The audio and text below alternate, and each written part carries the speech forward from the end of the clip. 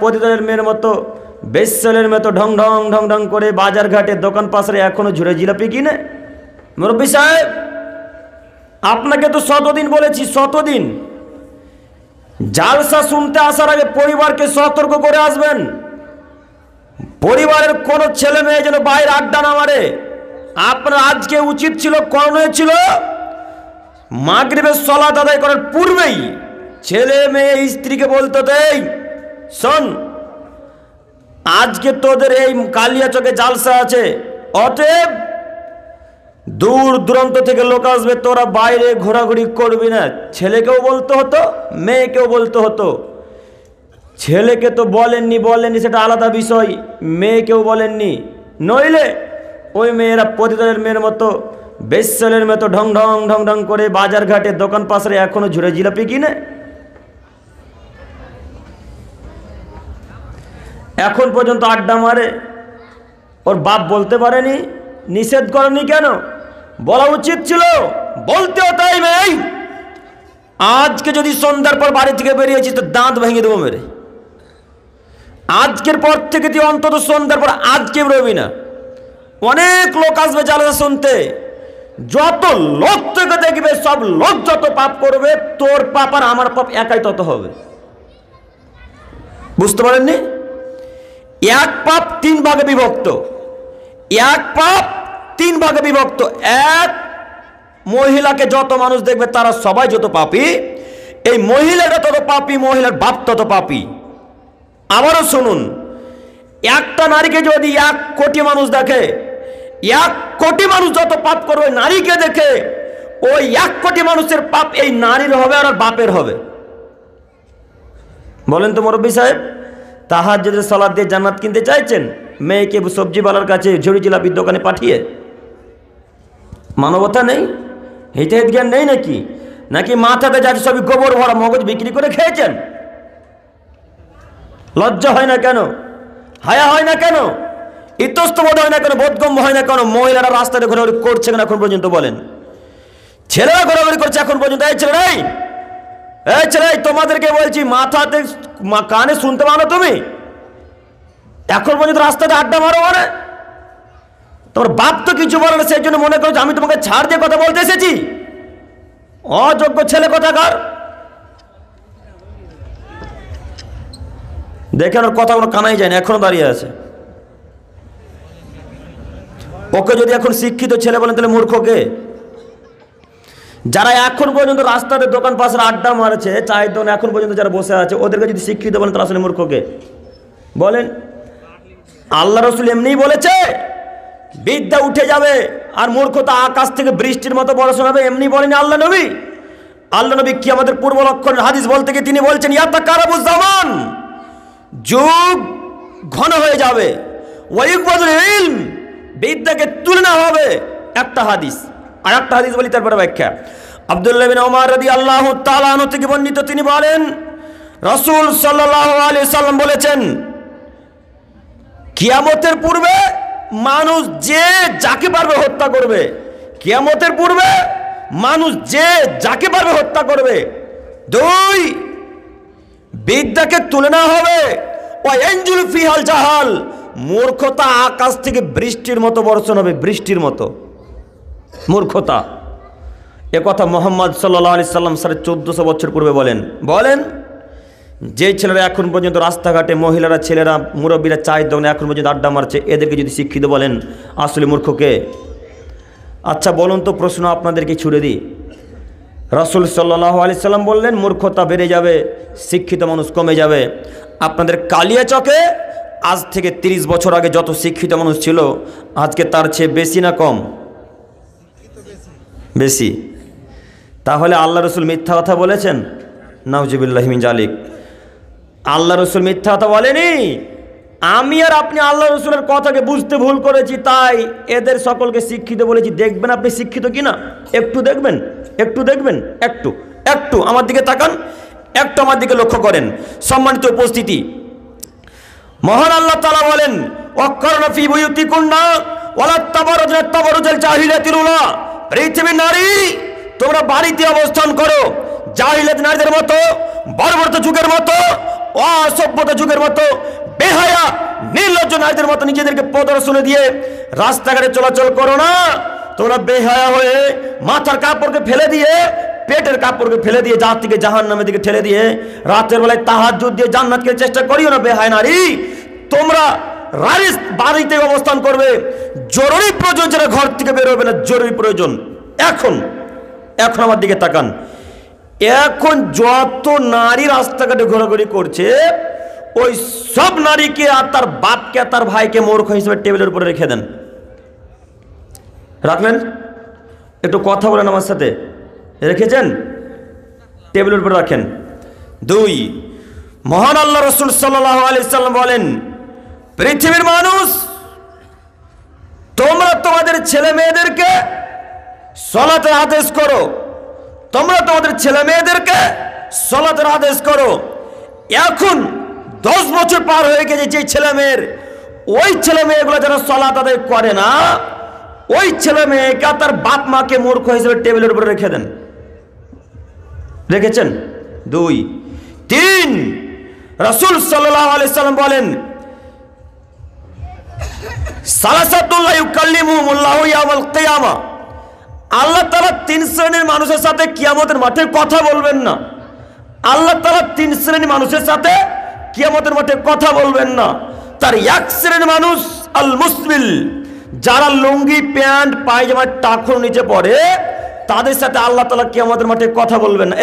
এখন দেখেন, ওই যে ছেলেটা পাশে বসে আছে, ওর প্যান্টটা এখনো টাকুর নিচে আছে। দেখেন একটু, যত ছেলে মেয়ে, ছেলের প্যান্ট, মুরব্বীদের প্যান্ট এখন পর্যন্ত টাকুর নিচে আছে, লুঙ্গি প্যান্ট পায়জামা, এদের সকলকে মূর্খ হিসেবে টেবিলের উপরে রেখে দেন। রাখলেন? 3, 4, রাসূল সাল্লাল্লাহু আলাইহি সাল্লাম বলেন, পৃথিবীর মানুষ, দাড়িকে ছেড়ে দাও আর মুছকে ছোট করো। তো এখন যত যুবক আর মুরব্বী সাহেবের মুখে দাড়ি নেই, এদের সকলকে মূর্খ হিসেবে টেবিলের উপরে রেখে দেন। রাখলেন?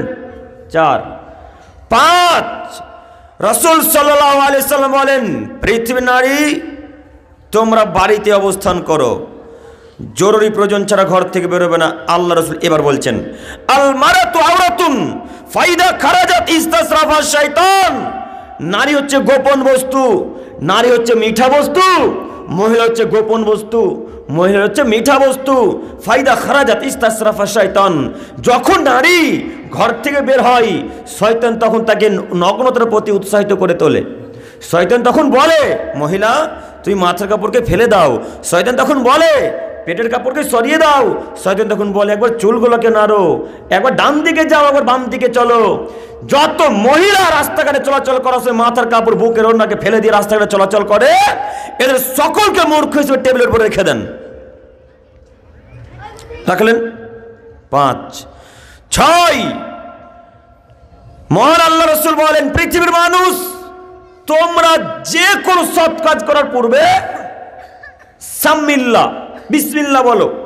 পৃথিবীর মানুষ, তোমরা যে কোনো কাজ করার পূর্বে বিসমিল্লাহ বলো। এই হ্যালোজিনটা অফ করব তো বিসমিল্লাহ বলতে হবে। টিউবওয়েলে যখন পানি টিপবো তখন বিসমিল্লাহ বলতে হবে। ওই রাত্রেবেলায়, সকালবেলায়, দিনের বেলায় যখন দরজা খুলবো, লাগাবো, তখন কি বলতে হবে? বিসমিল্লাহ। তো এখন যত মানুষ কাজ করার পূর্বে বিসমিল্লাহ বলে না, এদের সকলকে মূর্খ হিসেবে টেবিলের উপরে রেখে দেন। এবার গোটা দুনিয়া ঘুরে দেখেন তো, শিক্ষিত মানুষ বেড়েছে না কমেছে? কমেছে। তাহলে আল্লাহ নবী কথা ঠিকই বলেছে। আমি আর আপনি আল্লাহ রাসূলের কথাকে বুঝতে ভুল করেছি। তাই যারা এখন পর্যন্ত দাড়ি কেটে প্যান্ট কেটে টাকুর নিচে চলাচল করেছে, তাদেরকে আমরা শিক্ষিত মানুষ বলেছি। ওর মাস্টার ডিগ্রির 5 পয়সা কোনো মূল্য দিই না। ও কিসের মাস্টার ডিগ্রি পাস করেছে, তার প্যান্ট টাকুর নিচে থাকবে মানে? ও যদি হাদিস করে না মানে, বৈজ্ঞানিকের কথা মানবে ও?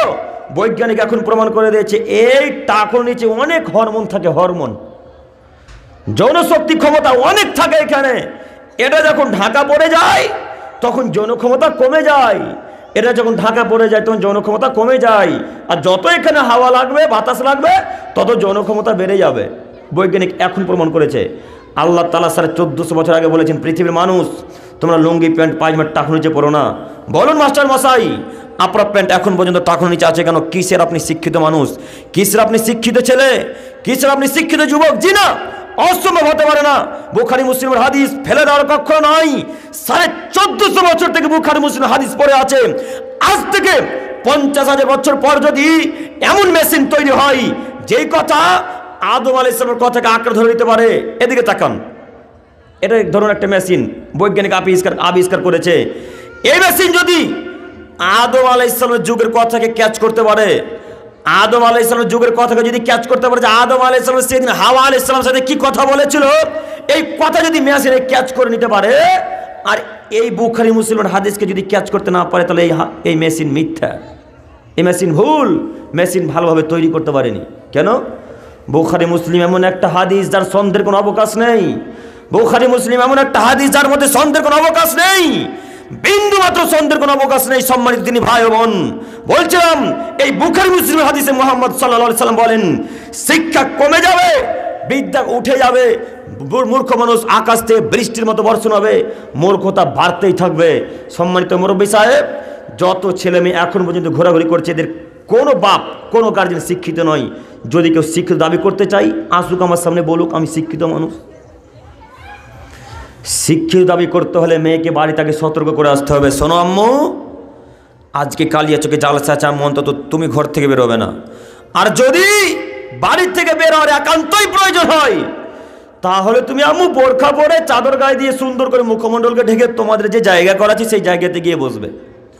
এই বাক্য বলা উচিত ছিল কার? কার? বাপের। বাপ যদি বেঁচে না থাকে তাহলে বড় ভাইয়ের, বড় ভাই যদি বেঁচে না থাকে ছোট ভাইয়ের। বললেন না কেন? বাপ বেটা কি মারা গেছেন? বাড়ির সমস্ত পুরুষ মারা গেছে? ওই মহিলাটা ঢং ঢং ঢং ঢং করতে করতে সবজি বলা গেছে সবজি কিনছে কেন? ওই মহিলাটা ঢং ঢং ঢং ঢং করতে করতে গিয়ে ওই ঝুড়ি জিলাপি কিনছে কেন? ওর ঝুড়ি জিলাপি খাওয়া যদি এতটাই প্রয়োজন হয়, ঝুড়ি জিলাপি খাওয়া যদি এতটাই প্রয়োজন, ওর বাপ কি করছিল? ওর ছোট ভাই কি করছিল? ওর বড় ভাই কি করছিল? ওদের পরিবারের সমস্ত পুরুষ মারা গেছে নাকি? মহিলা কেন বাজারে? মহিলা কেন সবজিওয়ালার কাছে? নারী কেন ঝুড়ি জিলাপির দোকানে যাবে কেন? সর্বপ্রথম প্রশ্নের উত্তর আগে দেন। কা পুরুষের পরিচয় দিয়ে পৃথিবীর বুকে বসবাস করিয়েন না। আপনাকে আবারও বলে যাচ্ছি, কালিয়াচক আজকে নতুন নয়, কালিয়াচক আজকে নতুন জালসা নয়, বক্তব্য নতুন নয়, আজকে কথা পুরানো। অথবা নীতি পরিবর্তন করেন। ওর বাপ মারা গেছে কথাই চূড়ান্ত। এই কারণে মুহাম্মদ সাল্লাল্লাহু আলাইহি সাল্লাম বলেছেন, পৃথিবীর মানুষ তোমরা ততদিন পর্যন্ত বিবাহ করিও না যতদিন পর্যন্ত ক্ষমতা না হচ্ছে। পৃথিবীর মানুষ তোমরা ততদিন পর্যন্ত বিবাহ করো না যতদিন পর্যন্ত ক্ষমতা না হচ্ছে। তুমি সিএম থেকে থেকে থেকে থেকে রোজা থেকে থেকে থেকে থেকে থেকে নিজের যৌন ক্ষমতাকে নষ্ট করে দিও, তোমরা বিবাহ করিও না। কেন? তোমাদের ক্ষমতা হয়নি। ক্ষমতা যতদিন না হচ্ছে ততদিন বিবাহ করতে আল্লাহ রাসূল আপনাকে নাকচ করেছে। বিবাহ করলেন কেন? আপনি মর্ম বোঝেন না স্ত্রীর মর্ম কাকে বলে? আপনার বাপ বিবাহ দিয়েছে, রাতের বেলা স্ত্রীর কাছে ঘুমিয়েছেন, তাই বাচ্চা হয়েছে। বোঝেননি বিবাহ আসলে কি জিনিস? বোঝেননি এখনো বিবাহ আসলে কি জিনিস? নইলে ছেলে মেয়ে বউ স্ত্রী রাস্তায় কিভাবে ঘোরাঘুরি করতে পারে? মুহাম্মদ সাল্লাল্লাহু আলাইহি সাল্লাম বলছেন, ক্ষমতা একটা খুব জিনিস, বড় জিনিস। ক্ষমতা একটা খুব বড় জিনিস। চোখ যেদিকে ঘুরবে ছেলে মেয়ে বউ বাচ্চা সেদিকে ঘুরবে, তার নাম ক্ষমতা। শুধু টাকার নাম ক্ষমতা নয়, শুধু এই দাঁড়িতে যৌন ক্ষমতা থাকলে ক্ষমতা হয় না। ক্ষমতার নাম কি? চোখ যেদিকে ঘুরবে তার নাম ক্ষমতা। ছেলে মেয়ে বউ বাচ্চা সেদিকে ঘুরবে, তার নাম ক্ষমতা। টাকা তো পাগলেরও আছে, টাকা তো ফকিরেরও আছে, টাকা তো পৃথিবীর সব মানুষের আছে। প্রায় মানুষের সবাই কি ক্ষমতা দেখাতে পারে? স্ত্রীকে সবাই কন্ট্রোলে নিয়ে আসতে পারে? ছেলে মেয়েকে সবাই কন্ট্রোল নিয়ে আসতে পারে? জি না। যার ক্ষমতা আছে সেই শুধু স্ত্রীকে কন্ট্রোল নিয়ে আসতে পারে। মুরব্বী হিসেবে আপনার ক্ষমতাও নেই, যোগ্যতা নেই, হিতাহিত জ্ঞান নেই, ইতস্তবোধ নেই, বোধগম্য নেই, বিদ্যা তো নেই। বিদ্যা তো নেই, বুদ্ধি তো থাকা উচিত, একটা সাধারণ জ্ঞান থাকা তো উচিত যে মহিলার রাস্তায় চলাচল করবে না। কথা কি আমার বুঝতে পারছেন আপনারা? যে আপনারাও খোট্টা মানুষ নাকি এগুলো? আপনারা ওই গ্রামটা খোট্টা না? আপনারা খোট্টা না? না, আচ্ছা আচ্ছা। তা আপনারা তাহলে বাংলা বুঝতে পারেন ভালো। সম্মানিত মুরব্বী সাহেব, অতএব নীতি পরিবর্তন করেন। আপনি বিশ্বাস করুন, এইভাবে চলাচল করলে জান্নাত হয় না। মহান আল্লাহ রাসূল সাল্লাল্লাহু আলাইহি সাল্লাম বলেন, সালাসাতুন কদ হারামাল্লাহু আলাইহিল জান্নাহ, 3 শ্রেণীর মানুষের উপর আল্লাহ তাআলা জান্নাতকে হারাম করে দিয়েছেন। 3 শ্রেণীর মানুষের উপরে আল্লাহ তাআলা জান্নাতকে হারাম করে দিয়েছেন। 3 শ্রেণীর মানুষের উপর আল্লাহ তাআলা জান্নাতকে হারাম করে দিয়েছেন। তার 1 শ্রেণীর মানুষ আপনি। তার 1 শ্রেণীর মানুষ আপনি। আব্দুল করিম সাহেব, আমি মানে জি হ্যাঁ আপনি, জি হ্যাঁ আপনি, জি হ্যাঁ আপনি। দেখবেন, একটু দেখবেন। 3 নম্বরে আল্লাহ রাসূল যার কথা বলেছেন সেটা হচ্ছে আপনি। কে কে তারা? আল্লাযী ইউকিরু ফি আলিল খাবাস, বাড়িতে যে বেহায়াপনার সুযোগ দেয়, যে দায়ুস, যে দায়ুস, তার উপর জান্নাত হারাম। লেন এবার কি করবেন? হাদিস ঠেকান তো দেখি কিভাবে ঠেকাবেন। হাদিস কিভাবে ঠেকাবেন? ঠেকান। তিনি বলেছেন 1450 বছর আগে দায়ুসের উপর জান্নাত হারাম। দায়ুসকে? যারা স্ত্রী পুকুরে গোসল করে। দায়ুসকে? যারা স্ত্রী টিউবওয়েলে উলঙ্গ হয়ে গোসল করে। দায়ুসকে? যারা স্ত্রী বাইরে থালা বাসন মাজে। দায়ুসকে? যার স্ত্রী মেয়ে এখন পর্যন্ত বেহায়া নগ্ন চলাচল করছে, সে দায়ুস। আর কি আব্দুল কালাম দায়ুস? যার ছেলে সালাত আদায় করে না, যার মেয়ে সালাত আদায় করে না, যার স্ত্রী সালাত আদায় করে না, দায়ুস। বলেন তো মুরব্বী সাহেব, কালিয়াচকে পাশেই নদী আছে নাকি? পাশেই নদী। নারীরা তো দিন রাত নদীতে গোসল করতে যায়। গোসল তো করা লাগে, ওখানে কাপড় কাচাও লাগে। তোমাকে অ্যান্ড্রয়েড ফোন কিনতে কে বলেছে গো? হ্যাঁ, পুকুর তো আছে। তোমাকে অ্যান্ড্রয়েড ফোন কিনতে কে বলেছে বলো? তোমাকে আমি অনেক দিন আগে উপদেশ দিয়েছি, তোমাকে বলেছি তো আমি, হাতের অ্যান্ড্রয়েড ফোন বিক্রি করিও। হাতের অ্যান্ড্রয়েড ফোন বিক্রি করে তুমি তোমার মায়ের জন্য, তোমার স্ত্রীর জন্য সুন্দর করে পায়খানা বাথরুম করে দিও। তোমাকে খারাপ লাগে না? তোমার বাপকে তো খারাপ লাগে না, তোমাকে তো খারাপ লাগা উচিত যে আমার মা বাইরে গোসল করবে, মানে গোটা গ্রামের মানুষ দেখবে। এটা হতে পারে? এটা অন্তত শিক্ষিত ছেলের দ্বারা কোনো শোভনীয় হয়? এটা অন্তত শিক্ষিত পরিবার অন্তত হতে পারে না। যারা মূর্খের মতো বসবাস করে, যাদের বিদ্যা বুদ্ধি নেই, তাদের স্ত্রীরা রাস্তাঘাটে গোসল করে। দেখে নিন, কথা মিলিয়ে নিন, ভুলভাল কথা বলতে আসিনি। সম্মানিত উপস্থিতি, বলছিলাম নীতি পরিবর্তন করেন। দায়ুস যদি প্রমাণিত হয়ে যায়, তাহাজ্জুদের জান্নাত হবে না, কথা মুহাম্মদ সাল্লাল্লাহু আলাইহি সাল্লাম বলেন। অতএব আজকে আল্লাহ তাআলার কাছে ক্ষমা ভিক্ষেছেন। আল্লাহ, এতদিন ভুল বুঝেছিলাম মাবুদ, বুঝতে পারিনি যে মহিলারা বাইরে গোসল করলে আমি দায়ুস প্রমাণিত হয়ে যাব। আল্লাহ, আজকে বুঝতে পেরেছি। আল্লাহ তুমি ক্ষমা করো, আল্লাহ তুমি ক্ষমা করো, আল্লাহ তুমি ক্ষমা করো। রাতের বেলায় তাহাজ্জুদে উঠে 2 চোখের পানিকে টপ টপ টপ টপ করে ফেলতে ফেলতে একবার বলেন আল্লাহ ক্ষমা করো। আল্লাহ বলবেন আচ্ছা ঠিক আছে, তোমাকে আমি ক্ষমা করে দিলাম। মুহাম্মদ সাল্লাল্লাহু আলাইহি সাল্লাম বলেন, রাত্রের শেষ তৃতীয়াংশে আল্লাহ তাআলা এই আসমানে নেমে আসেন, যে আসমান আমরা এখন দেখতে পাচ্ছি, যে আসমান আমরা দেখতে পাচ্ছি, সেই আসমানে আল্লাহ তাআলা নেমে এসে বলেন, ফায়ুনাদি মুনাদি, কে কোথায় আছো? আমার কাছে চাও, আমি তোমাকে তাই দিয়ে দেব। যে যা চায় আল্লাহ তাআলা তাকে তাই দিয়ে দেন। যে যা চাই গভীর রাত্রে আল্লাহ তাআলা তাকে তাই দিয়ে দেন। এই গভীর রাত্রে যে যা চাইবে আল্লাহ তাআলা তাকে তাই দিয়ে দেবেন। আল্লাহ রাসূল বলছেন, হালমিন মাকরুবিন ফায়ুফাররাজু আনহু, কেউ যদি কঠিন বিপদে পড়ে থাকে, কেউ যদি কঠিন বিপদে পড়ে থাকে, কঠিন বিপদ, যে বিপদ ডাক্তারে সারাতে পারে না, যে বিপদ কবিরাজে সারাতে পারে না, যে বিপদ সারা পৃথিবীর মানুষ সারাতে পারে না, এমন বিপদে পড়ে আছে পৃথিবীর মানুষ। ওই বিপদে পড়ে রাতের বেলায় একবার যদি উঠে আল্লাহকে বলে, আল্লাহ বিপদে পড়েছি, তুমি ক্ষমা করো, আল্লাহ বিপদে পড়েছি, তুমি ক্ষমা করো, মুহাম্মদ সাল্লাল্লাহু আলাইহি সাল্লাম বলছেন তার দোয়া সঙ্গে সঙ্গে কবুল করা হয় যে গভীর রাত্রে দোয়া করে। সম্মানিত মুরব্বী সাহেব, এই গভীর রাত্রে উঠে আল্লাহ তাআলাকে বলেন, আল্লাহ আজকের পর থেকে কিয়ামত পর্যন্ত পৃথিবীতে যতদিন পর্যন্ত বেঁচে থাকবো, অন্তত আমার ছেলে মেয়ে, আমার স্ত্রী, আমার কন্যা, আমার বউ, আমার ছেলের বউ অন্তত টিউবওয়েলে উলঙ্গ হয়ে গোসল করবে না। এই বাক্য বলতে পারবেন না? আল্লাহকে বলতে পারবেন না এই বাক্য? কথা বলেন না গো, বলতে পারবেন না ইনশাআল্লাহ? এরপরেও আজকের পর থেকে যদি মহিলারা রাস্তায় এইভাবে গোসল করে, থালা বাসন মাজে, তাহলে কিয়ামতের মাঠে প্রস্তুত থাকিয়েন, হিসাব একদিন হবেই, হিসাব একদিন হবেই। মুরব্বী সাহেব, নীতি পরিবর্তন করেন, আপনি বিশ্বাস করুন, শুধুমাত্র আপনার উপকার আমি চাই। সম্মানিত মুরব্বী সাহেব, আমাদের আলোচনা এবার নির্যাতন, জুলুম, অত্যাচার। নির্যাতন, জুলুম, অত্যাচার ইসলামে একটা জঘন্যতম অপরাধ। যারা মানুষের উপর অত্যাচার করে, যারা মানুষের মাল আত্মসাৎ করে খায়, যারা মানুষের টাকাকে লুটে নেয়, যারা অন্যের জমি জোরপূর্বক দখল করে এদের কিয়ামতের মাঠে হিসাব একদিন হবেই। সম্মানিত মুরব্বী সাহেব, প্রত্যেক ব্যক্তির হক না আদায় করাই হচ্ছে অত্যাচার।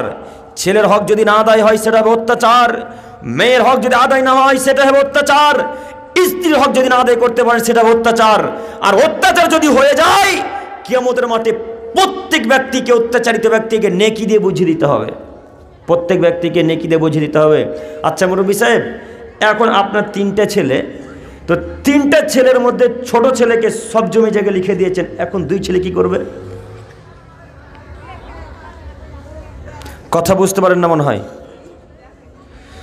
আপনার 3টা ছেলে, তো 3টা ছেলের মধ্যে ছোট ছেলেকে খুব ভালোবাসেন। ওই ছোট ছেলেকে যত আপনাদের মাঠের জমি জায়গা আছে, দোকান পাশার আছে, সব জমি জায়গা দোকান পাশার আপনার ছোট ছেলে নামে করে দিয়েছেন। এখন এই 2 ছেলেটার কি হবে? এখন এই 2 ছেলেকে কিয়ামতের মাঠে নেকি দিয়ে দিতে হবে। নেকি যদি না থাকে ওই 2 ছেলের পাপ আপনার ঘরে কিয়ামতের মাঠে চাপিয়ে দেওয়া হবে। সম্মানিত মুরব্বী সাহেব, একটু পরে আমরা এই জায়গাতে যাব, তার আগে জরুরি আরো কথা হচ্ছে এই, যদি কোনো মানুষ কোনো মানুষের উপর অত্যাচার করে, যদি কোনো মানুষ কোনো মানুষের উপর নির্যাতন করে, যদি কোনো মানুষ কোনো মানুষের উপর জুলুম করে, তাহলে সেই দিন আসার পূর্বে যেন তার কাছ থেকে ক্ষমা চেয়ে নাই। যেই দিন থাকবে না কোনো টাকা পয়সা, থাকবে না কোনো জমি জায়গা, থাকবে না কোনো অর্থ সম্পদ, থাকবে না কোনো দিনার দিরহাম, সেই দিন আসার পূর্বেই যেন তার ছেলের কাছ থেকে, মেয়ের কাছ থেকে, বাপের কাছ থেকে, গ্রামের মানুষের কাছ থেকে মানুষ যেন ক্ষমা চেয়ে নাই।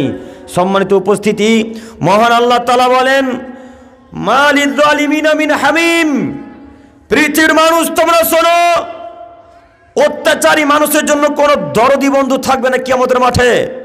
ওয়ালা শাফিন ইউতা, এবং অত্যাচারী মানুষের কোনো সুপারিশকারীও থাকবে না।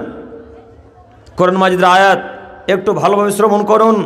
মহান আল্লাহ তাআলা বলেন, মা লিয-যালিমিনা মিন হামিম, অত্যাচারী ব্যক্তির জন্য কিয়ামতের মাঠে কোনো দরদি বন্ধু থাকবে না। ওয়ালা শাফিন ইউতা, এবং তার জন্য কোনো সুপারিশকারীও হবে না, যার কথা মান্য করা হবে।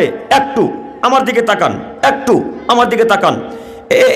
এখন যদি কোনো মানুষ অত্যাচার করে কোনো মানুষের উপরে, তাদের অত্যাচার যেই প্রকারের হোক না কেন, টাকার মাধ্যমে হোক, কথার মাধ্যমে হোক, ব্যবহারের মাধ্যমে হোক, জমি জায়গার মাধ্যমে হোক, যে কোনো অত্যাচার যদি হয়ে যায়, এখন এই ব্যক্তির জন্য আর মুহাম্মদ সাল্লাল্লাহু আলাইহি সাল্লাম সুপারিশ করবেন না। এই ব্যক্তির জন্য আর মুহাম্মদ সাল্লাল্লাহু আলাইহি সাল্লাম কিয়ামতের মাঠে সুপারিশ করবেন না। এর জন্য দরদি বন্ধুও থাকবে না, মানে মুহাম্মদ সাল্লাল্লাহু আলাইহি সাল্লাম তার জন্য কোনো সুপারিশ আল্লাহর কাছে করবেন না। একেবারে জোরালো আয়াত। সম্মানিত উপস্থিতি, অতএব পরিবর্তন হন, অত্যাচার করা থেকে বিরত থাকুন। আবার আল্লাহ তাআলা বলছেন, মা লিয-যালিমিনা মিন আনসার, অত্যাচারীদের জন্য কোনো সাহায্যকারী থাকবে না। একটু এই আয়াতকে এখানে রেখে পূর্বের আয়াতে গেলাম। মহান আল্লাহ তাআলা বলেন, ইন্নাহু মান ইউশরিক বিল্লাহ, যে ব্যক্তি আল্লাহর সাথে শরীক স্থাপন করবে, ফাকাদ হারামাল্লাহু আলাইহিল জান্নাহ, আমি আল্লাহ তাআলা তার জন্য জান্নাতকে হারাম করে দিলাম। ওয়া মাহুন নার, এবং আমি আল্লাহ তাআলা তার জন্য জাহান্নামের আগুনকে প্রস্তুত করে রাখলাম। ওয়া মা লিয-যালিমিনা মিন আনসার, এবং অত্যাচারীদের জন্য কোনো সহযোগী বন্ধু থাকবে না। এই বাক্যটা বলার জন্য এই আয়াত দুটো পেশ করলাম। আবারও শুনুন, মহান আল্লাহ তাআলা বলেন, ইন্নাহু মান ইউশরিক বিল্লাহ, যে ব্যক্তি আল্লাহর সাথে শরীক করবে, ফাকাদ হারামাল্লাহু আলাইহিল জান্নাহ, আল্লাহ তাআলা তার জন্য জান্নাতকে হারাম করে দিলেন। ওয়া মাহুন নার, এবং তার জন্য জাহান্নামের আগুনকে প্রস্তুত করে রাখলেন। ওয়া মা লিয-যালিমিনা মিন আনসার, এবং অত্যাচারীদের জন্য কোনো সাহায্যকারী থাকবে না। সম্মানিত উপস্থিতি, আয়াতের প্রথম বাক্যে ফিরে যাচ্ছি, একটু শুনুন।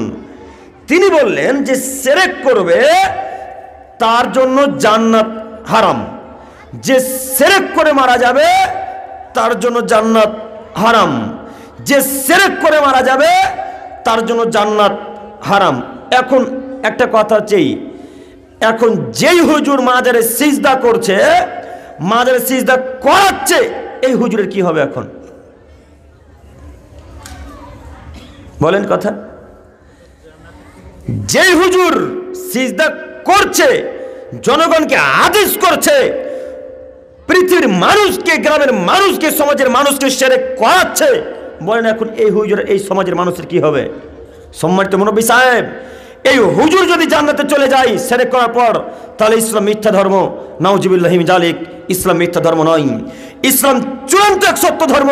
যে একজনের কথাতে চলে, তার নাম মুহাম্মদ সাল্লাল্লাহু আলাইহি ওয়াসাল্লাম। তিনি বলেছেন, মান মাতা ইউশরিক বিল্লাহি শাইআন দাখালান নার।